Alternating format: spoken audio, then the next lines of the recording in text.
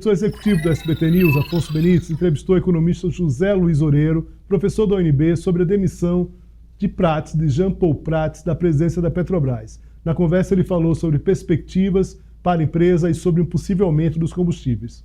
Vamos conferir. Na terça-feira, o presidente Luiz Inácio Lula da Silva demitiu o presidente da Petrobras, Jean Paul Prats. Para o seu lugar, ele chamou a engenheira Magda Chambriard, que ela já trabalhou na Petrobras, foi diretora da Agência Nacional de Petróleo. Para tentar entender um pouquinho aqui os impactos políticos e econômicos dessa decisão do presidente Lula, nós chamamos aqui para o SBT News o professor e economista que trabalha na Universidade de Brasília, José Luiz Oreiro.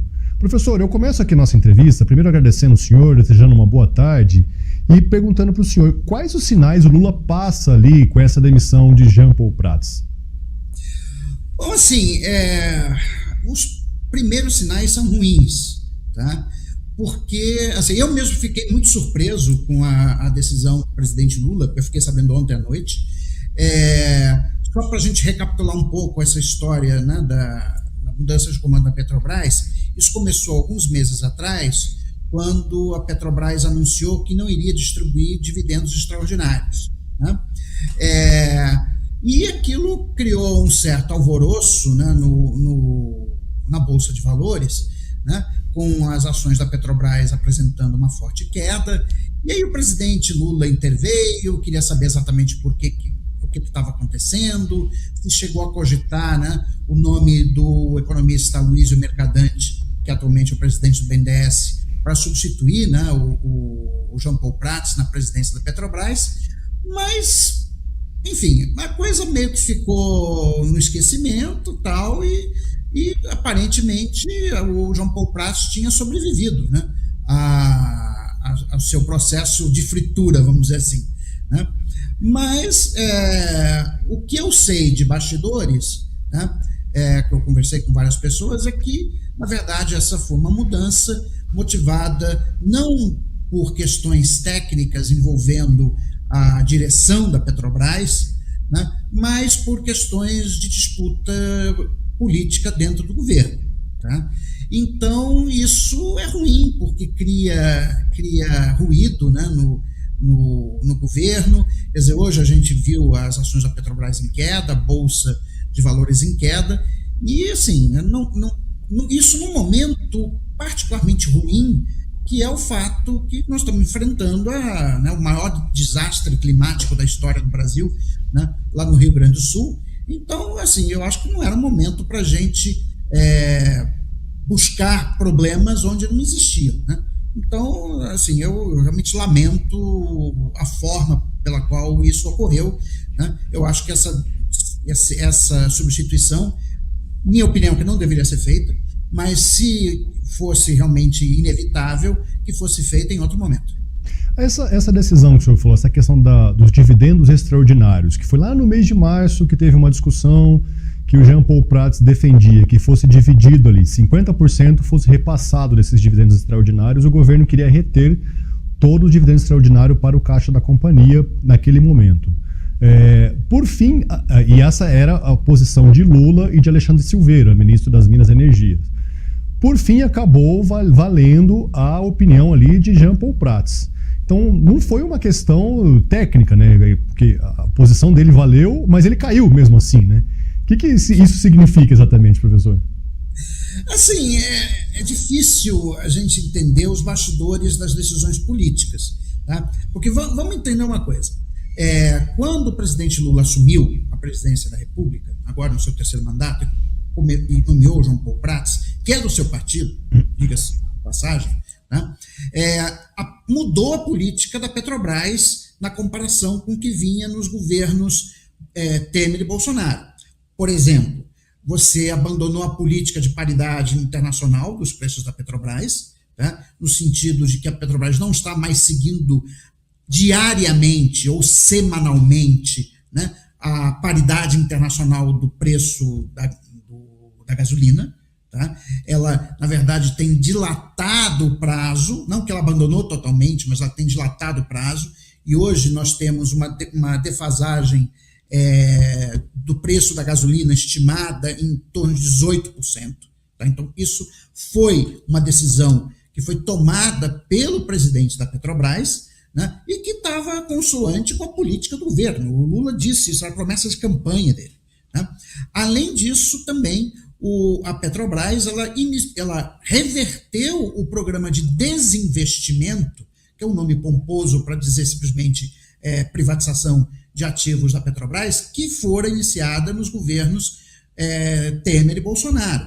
Então, assim, a presidência da Petrobras estava totalmente alinhada com os objetivos estratégicos do governo Lula, tá? E que foi o governo que foi eleito pela maioria dos brasileiros. Tá? E a Petrobras é uma empresa que é controlada pelo governo. O governo é o acionista majoritário. Então, o governo tem direito de decidir qual a estratégia da empresa. E, por fim, mas não menos importante, né, o João Paulo Prats é uma pessoa que tinha uma boa cabeça em termos do que deve ser o futuro da empresa, o futuro da Petrobras. Não mais como apenas uma empresa de petróleo, mas uma empresa de energia. Ou seja, o João Paulo Prats estava reposicionando estrategicamente a Petrobras, né, para lidar com essa questão das mudanças climáticas, que, como a gente viu no Rio Grande do Sul, são mais do que emergenciais, né, e a Petrobras precisa se reposicionar.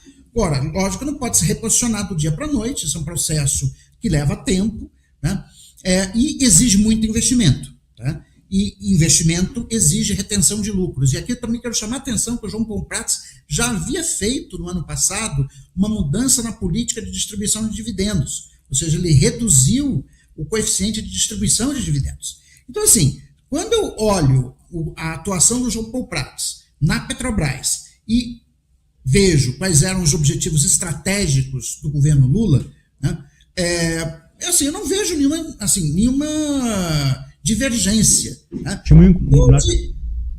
Sim, diga. Não havia nenhuma incongruência ali entre o que eles pensavam. Não havia incongruência. O que eu fiquei sabendo é que alguns setores do governo, mas imagino que o próprio ministro-chefe da Casa Civil, Rui Costa, né, e o ministro das Minas e Energia, Alexandre Silveira, estavam incomodados com respeito ao ritmo, ou seja, eles gostariam que fosse mais rápido. O que eles gostariam que fosse mais rápido? Que fosse mais rápido, né, a questão dos investimentos da empresa no setor de refino, né, para você voltar a verticalizar a Petrobras, ou seja, a Petrobras ser novamente uma empresa, né, que controla do poço ao posto, né, desde a extração do petróleo até a venda da gasolina no varejo. Né? Então, eles gostariam que fosse mais rápido. E o João Paulo Prats adotou uma estratégia mais prudente. Ou seja, vamos fazer isso num ritmo que não cause ruído no mercado, que não cause grande insatisfação entre os acionistas, porque, afinal de contas, a Petrobras ela pode ser uma empresa que é controlada pelo governo, mas também tem os acionistas minoritários que são do setor privado. E ele estava fazendo isso muito bem. Assim, se você olhar, né, o ano de 2023, por exemplo, foi o ano que a Petrobras obteve a maior capitalização da sua história na Bolsa de Valores. Né? Então, ele estava conseguindo fazer isso. E ele tinha o apoio do ministro da Fazenda, Fernando Haddad, né, para continuar fazendo essa política. Né? Agora, o que o próprio João Paulo Prats falou, eu vi a sua saída hoje na sede da Petrobras e as coisas que ele já falou, é de que a sua demissão assim, teve requintes de crueldade, né? O que mostra que, na verdade, foi uma disputa política, uma disputa palaciana, e que, assim, vai ter alguma instabilidade nos mercados nos próximos 2, 3 dias, uma semana, mas daqui a um pouco todo mundo vai esquecer disso. Perfeito. A última pergunta, vou emendar 3 assuntos aqui para o senhor responder para a gente, por favor. O que a gente pode esperar ali da gestão de Magda Chambriard? Podemos esperar que haverá um aumento do preço do combustível, já que está levando em conta que estava, segundo o senhor citou agora há pouco, estava 18% ali, havia uma defasagem de 18%. E como fica a transição energética, professor, dentro da Petrobras? Bom, eu acho que ela não vai mudar muito. Assim, se essa minha interpretação de que foi uma briga política estiver correta, tá? Eu não acho que vai mudar muito a política da Petrobras. A questão central realmente é o que eles vão fazer com a defasagem no preço do petróleo. Tá? A Petrobras pode aguentar mais tempo? Pode aguentar mais tempo, tá? Embora isso já tenha afetado o lucro dela no primeiro trimestre. Tá? Então, acho que assim, a variável-chave agora, eu não sei o que a nova presidenta da Petrobras vai decidir, mas não é se, mas quando, né, você vai dar um reajuste no preço dos combustíveis. Tá? Quer dizer, não dá para você ficar também com uma defasagem de 18%, 20% ad infinito. Em algum momento, você tem que procurar corrigir isso aí.